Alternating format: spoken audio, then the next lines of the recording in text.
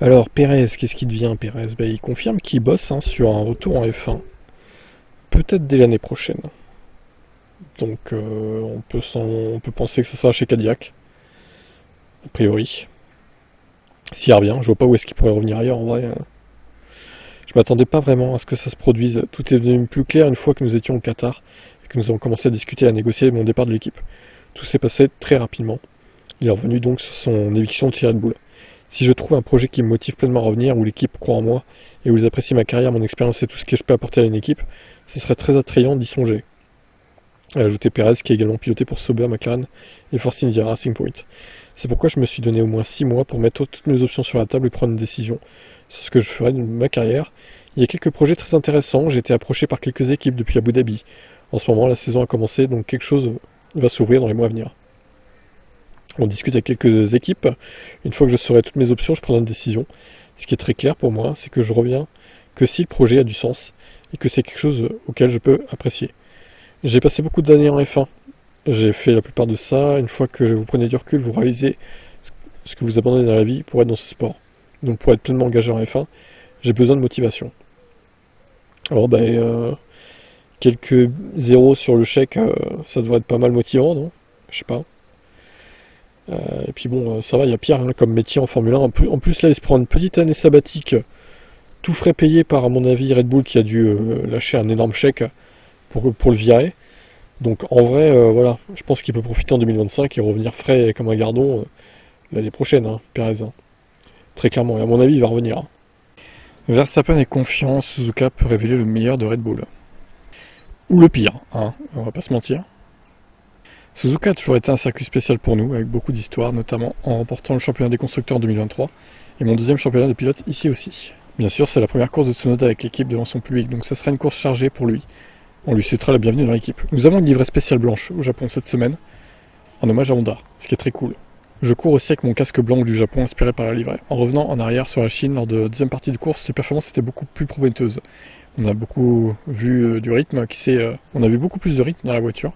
L'équipe travaille dur pour optimiser nos performances et j'étais aussi de retour à l'usine cette semaine dans le simulateur. J'aime toujours courir sur ce circuit. Il y a beaucoup de virages rapides, c'est un endroit où nous sommes généralement performants. De toute façon, s'ils sont pas performants là, ils ne seront nulle part cette saison, Red Bull. Donc effectivement, il a souvent gagné là-bas. Donc je sais pas ce que ça va donner. Mais bon, peut-être un retour de Red Bull. Je pense toujours que McLaren sera devant, mais peut-être que Red Bull sera la deuxième ou troisième force. En vrai, c'est pas impossible. À voir. Ah bah ça alors, une Red Bull blanche. Ah bah quel hasard, Ah, on pouvait pas s'y attendre du tout. Alors c'est pas un poisson d'avril. Pour info, je vais pas relayer les poissons d'avril aujourd'hui parce que ça fait chier.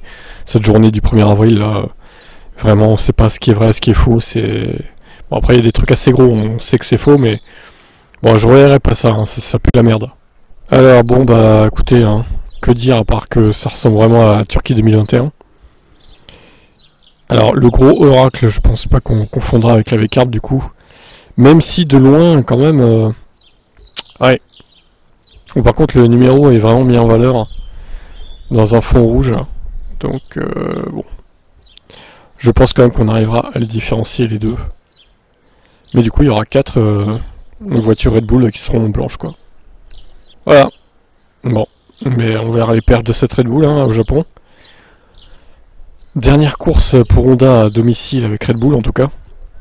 L'année prochaine, ce sera avec Aston Martin. Vous en pensez quoi de cette livrée, du coup? Dites-moi en commentaire. Le père de Sergio Pérez. Sergio n'est plus en F1, mais il continue à bavasser Antonio Pérez. Bon, il va peut-être revenir en remarque l'année prochaine, Sergio, comme on l'a vu précédemment. Ce que je vais vous dire aujourd'hui va faire sensation, a déclaré Pérez Senior. Si je peux vous dire que la voiture 1 n'est pas égale à la voiture 11, alors je peux vous dire, c'est même pas un si, je peux vous dire, il l'affirme quoi. Si vous prenez le pilote de la voiture 1 et le mettez dans la voiture 11 ne passe pas en Q1.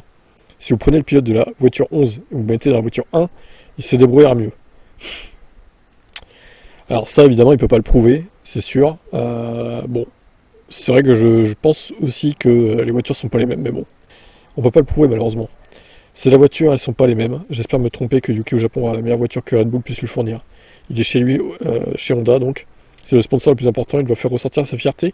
Ils ne peuvent pas décevoir les fans japonais. Ils doivent donner à Yuki les mêmes armes pour qu'il puisse se battre.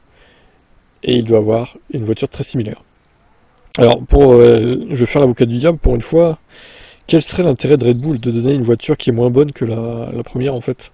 À part éviter de faire de l'ombre à Max. En vrai, bon, moi je pense plutôt qu'elle est vraiment... Les deux voitures sont réglées pour Max.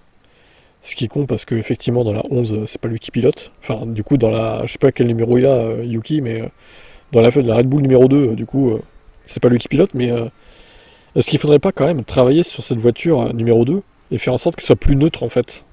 Je pense pas que ce soit impossible, bordel, quand même. On demande pas la lune, hein. Juste que le pilote se sente à peu près à l'aise dedans, quoi. Est-ce que c'est vraiment si impossible à faire? Ou alors il y a autre chose qu'on nous dit pas, quoi. Il y a autre chose, comme quoi, par exemple, le budget cap influerait sur cette voiture, sur les performances de cette voiture, et il donnerait pas toutes les évos sur la voiture la numéro 2. Voilà, je sais pas, ça me paraît un peu gros, mais bon. On sait jamais, hein. En Formule 1, tout est possible. Hein. Quel est votre avis? Zach Brown révèle l'arme secrète de McLaren derrière la montée au championnat. Alors, il qualifie Stella de meilleur directeur d'équipe en Formule 1. Ah oui, carrément. L'équipe a fait un excellent travail avec la stratégie une fois de plus. Je pense que nous avons montré que nous avons la meilleure équipe de pilotes. Et puis notre véritable secret, il est à ma gauche, c'est le meilleur chef d'équipe, Andrea Stella, de l'histoire de la Formule 1.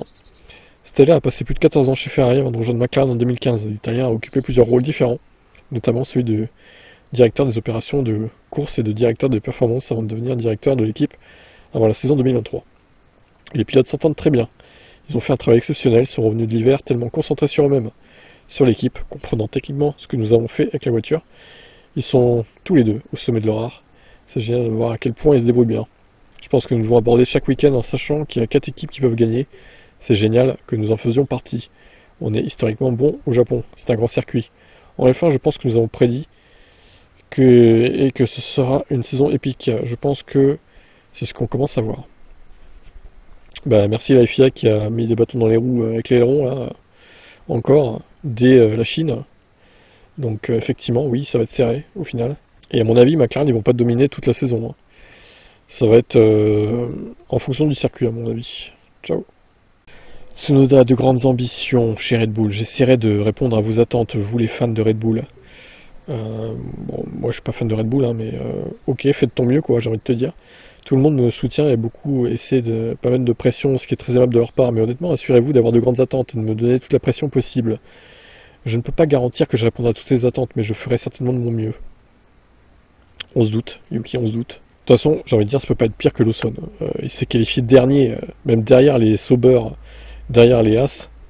Au bout d'un moment, il faut arrêter de déconner. La Red Bull, elle vaut mieux que ça. Hein. Même si certains croient que la Red Bull, c'est une des pires du plateau et que Max fait la différence. Les abrutis fans de Max hardcore, là, les hooligans de Max, voilà, ils croient ça. Donc, bon, c'est des cas désespérés, on peut rien pour eux. Hein, mais bon, moi, je pense qu'il peut potentiellement déjà aller en Q2, c'est sûr.